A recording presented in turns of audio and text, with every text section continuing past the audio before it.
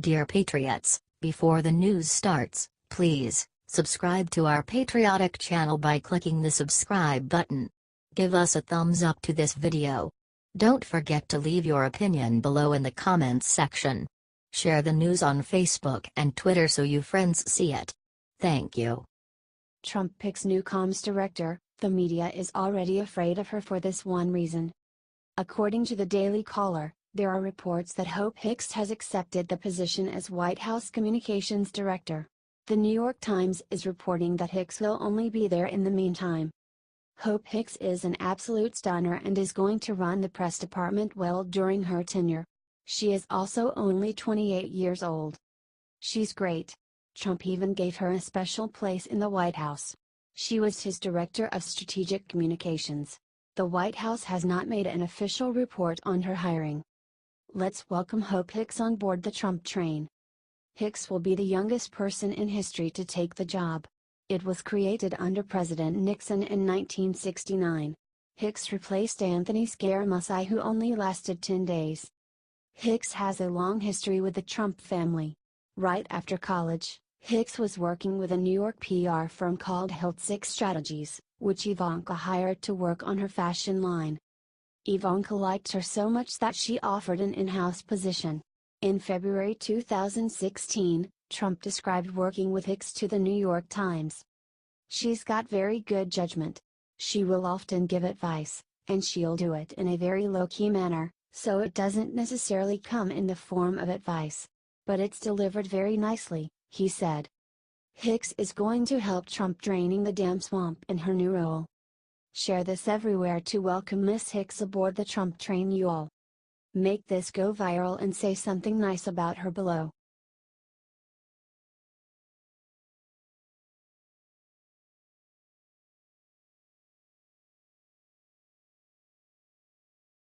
Here it is. 30 years of Trump fighting racism that the media doesn't want you to see. Donald Trump has never been associated with racism until he began running for office. The truth is, our president has always fought against racism and continues to fight against it today. Here is the proof the mainstream media doesn't want you to know when it comes to Donald Trump and racism. 1986, Trump, Rosa Parks, Muhammad Ali receive Ellis Island Award. As the New York Times reported on October 16, 1986, 80 Americans from 42 ethnic groups were named yesterday as recipients of the Ellis Island Medal of Honor by the Statue of Liberty Ellis Island Foundation. The medals will be presented to the recipients, all either naturalized or Native Americans, at a ceremony October 27 on Ellis Island. That is the day before the 100th anniversary of the dedication of the Statue of Liberty, the final event of the 1986 Liberty Centennial observances. The National Ethnic Coalition of Organizations presents the awards based on integrity, passion, gravitas, humanitarian and ethnic heritage. If Trump's a racist, why would he accept an award alongside civil rights pioneer Rosa Parks? 1991, Trump hates seeing what David Duke surging in politics represents.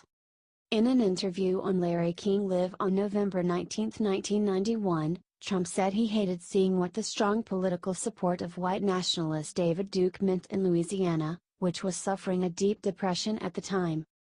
King, did the David Duke thing bother you? 55% of the whites in Louisiana voted for him. Mr. Trump, I hate dash. King, 400 New Yorkers contributed. Mr. Trump, I hate seeing what it represents, but I guess it just shows there's a lot of hostility in this country.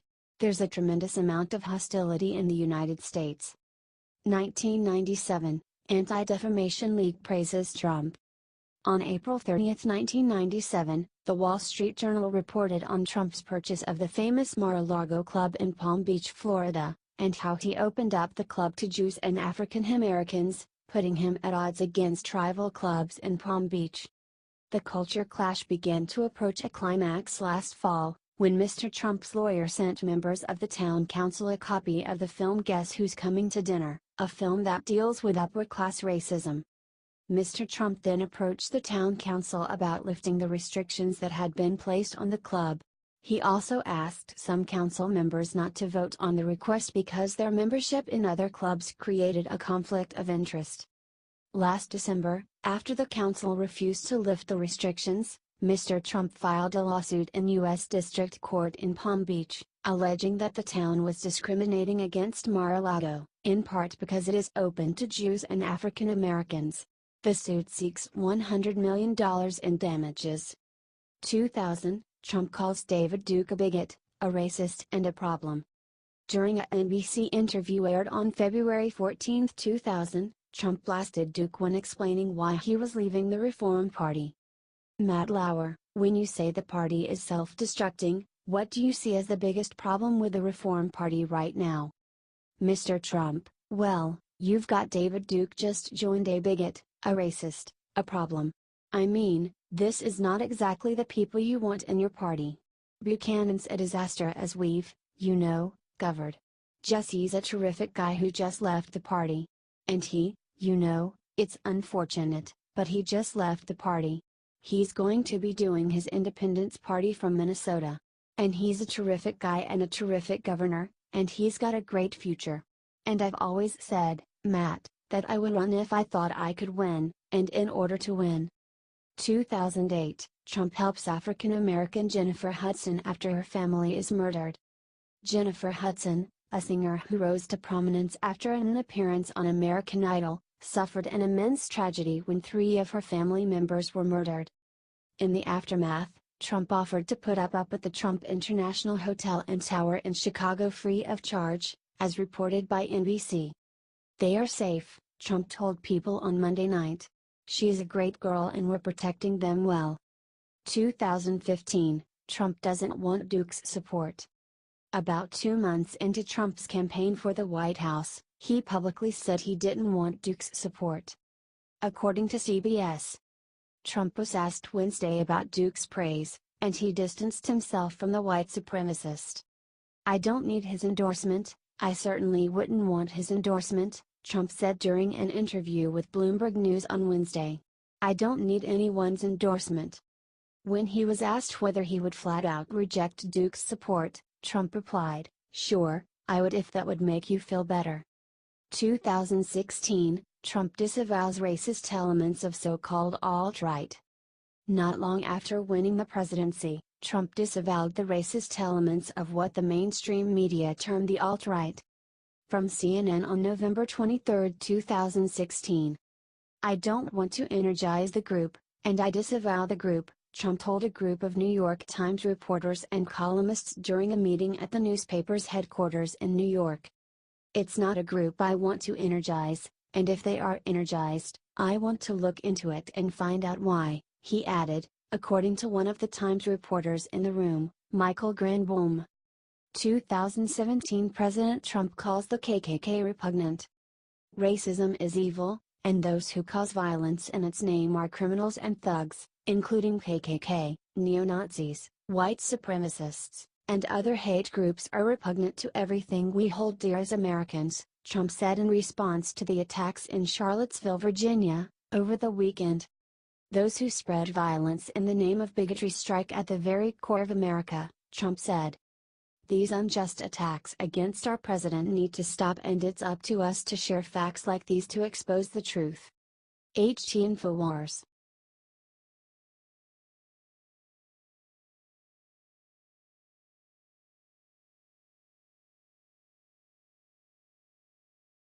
When Trump just declared victory over North Korea with this mighty act, Trump has once again proved that he is a leader and in charge. He knows how to handle a bully, unlike Obama, who obviously never met one in the schoolyard. To handle a bully, you can't back down, and Trump knows it. Earlier this week, North Korean President Kim Jong-un announced he had decided not to fire a missile at the U.S. territory of Guam, as he previously said he would. In true bully fashion, of course, he added that he could still change his mind. Why did this happen? Because of all the babying that past presidents, like Obama, had done with the maniacal threats of the North Korean leader? I think not, since he just kept increasing his nuclear capability and his threats toward us. No, he backed off because Trump didn't. He said that North Korea would face fire and fury if it continued to threaten the United States. The media cried and fainted. But Trump still held his course. And Kim Jong-un backed off. That's how you handle a bully. Do you think Trump is a great leader? Please share if you do, and comment "Thank you, Mr. President" so he sees it. H.T. The Hill.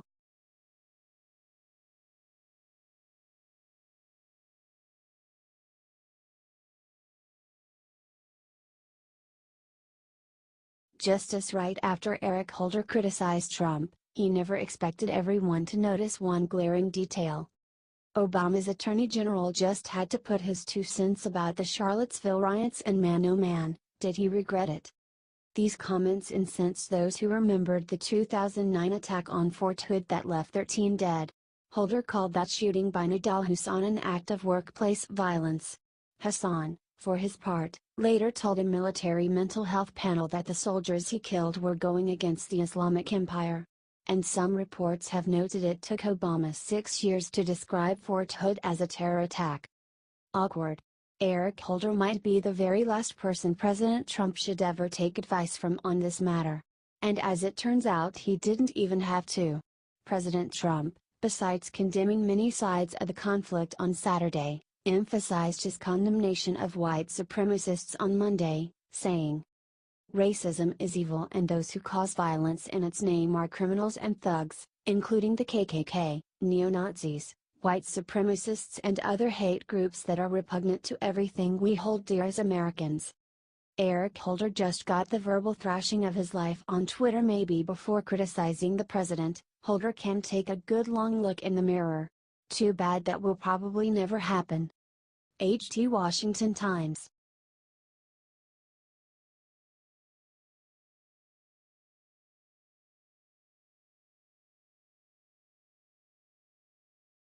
Someone just vandalized the Lincoln Memorial, look what sick thing they wrote. What is the world coming to?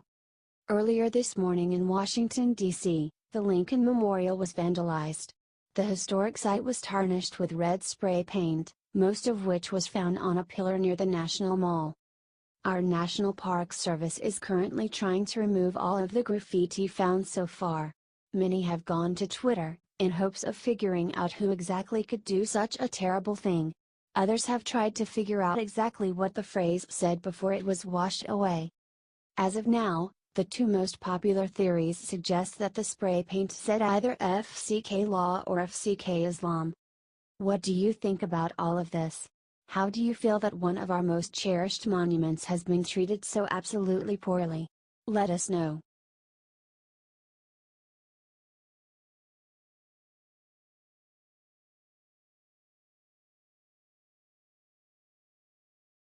Breaking: Rudy Giuliani rushed to hospital for horrible reason. The former New York City mayor and Trump booster Rudy Giuliani was just rushed to emergency surgery after he fell this weekend. According to the New York Post, Giuliani told Page 6 from his hospital bed, "I was a catcher from a very young age, and I have suffered with catcher's knee for years, and the doctors said it would deteriorate." Rudy Giuliani has been a Trump supporter since the beginning. He received quadriceps tendon surgery. "Then my knee gave way when I was walking on Sunday. I tried to get up, but my wife, Judith, ordered me not to move. If it hadn't been for her, the injury would have been a lot worse. I now call her Nurse Nancy. I swear to God, it was my first day of vacation and we'd planned to play a lot of golf. I don't think I will be playing golf for a few weeks. But I am already up and limping around. I'm a tough guy, so this isn't going to stop me." Giuliani fell down as he was hosting a barbecue for his friends at his Long Island home. Judith Giuliani told Page 6, "It is a good thing that I am a trained nurse, because when he fell I saw his leg had fallen in an unnatural way. Our guests wanted to pick him up, he's a tough guy and he wanted to get up, and I said he should not move. It was an instant red flag. When I looked at the limb, I knew if he got up it would just do more damage." Let's pray for the safety of America's great mayor. Share this if you are glad that Giuliani is safe and sound and in doctor's care. Heal quickly, Mr. Giuliani.